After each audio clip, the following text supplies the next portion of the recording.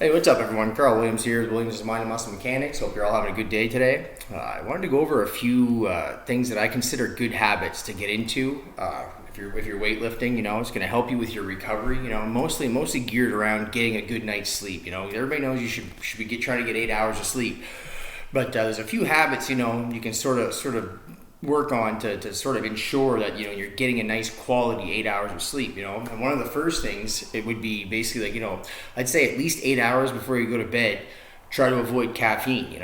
That one's a little bit obvious, but some people think they can sort of get away with it because some people can drink a coffee and then pass out right after, right? But it doesn't mean it's not going to affect your sleep. It's still going to affect the quality of sleep. You're not going to get that nice REM sleep, that you really need for true recovery, and where your muscles heal the most while you're sleeping, it's really important to get that quality sleep, So I would say like at least probably 8 hours before you go to bed, try to avoid caffeine, I mean, sometimes you're having a rough day and, you're crashing by 5 o'clock, So I mean, I've been guilty of having a cup of coffee late night, but it definitely, I try to avoid it at all costs. If I really don't have to have that cup of coffee, I try to abstain from it.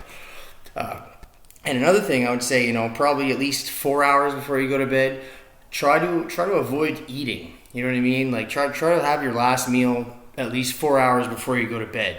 And if you can't hold off, if you absolutely need to have that late night snack, make sure it's nothing too heavy, because if your body's trying to digest stuff while you're sleeping, it's going to affect the quality of sleep you're getting, and it's going to affect your recovery.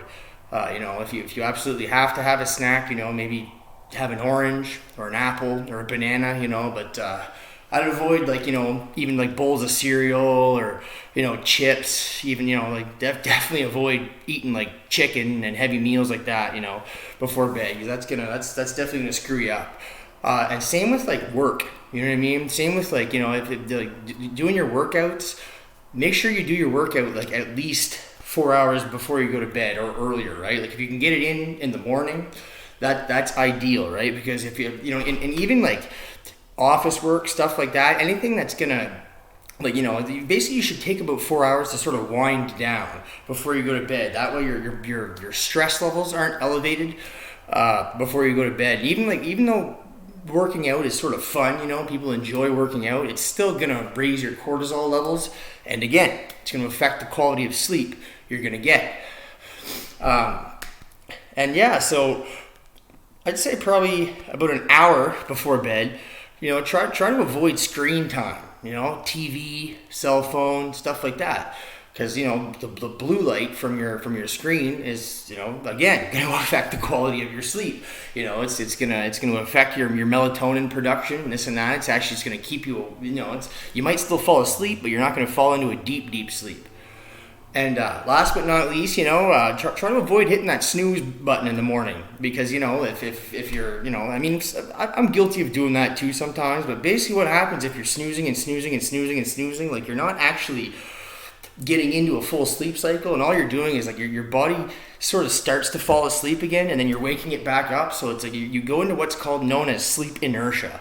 Like a little 20-minute power nap now and then is not too bad throughout the day, just to sort of rest your eyes. But try to avoid little things like that, because it's not exactly like restoring you at all. It's sort of just So yeah, just a few little habits there. If you haven't been incorporating these, maybe try to work on them. And I hope this helps. If you like my videos, like and subscribe, and keep kicking ass, everyone. Have a good day.